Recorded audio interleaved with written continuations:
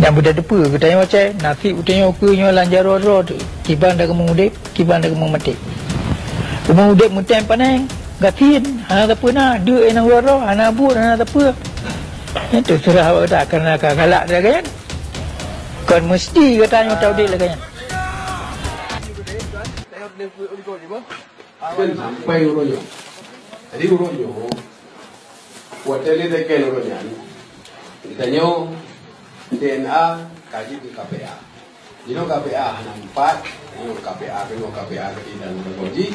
Tapi jino di luar lagi apa tak pegang, tak pegang masalah isu tentang GAM. Akibat cara tak pegang GAM itu lagi. Jadi dalam hal ini tentu perlu mengajak kepada struktur yang sebuah pikiran. Kan ini sebagai muka demand untuk lama-lama fikir. Jadi bagaimana cara tak pegang GAM itu lagi. Lagi kita di luar mengah.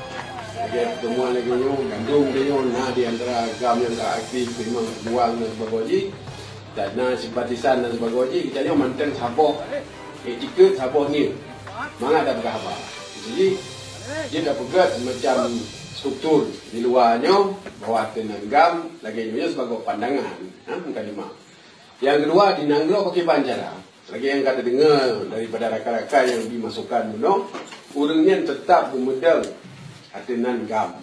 Kagak sud baca parti dan sebagainya, tetapi gedang atenan GAM. Jadi sama-sama dah fikir bagaimana supaya chain of command-nya rantai-nya sambung-sambung lagi dan dapat pegang lagi yang barukan kalau sagonya sagoji.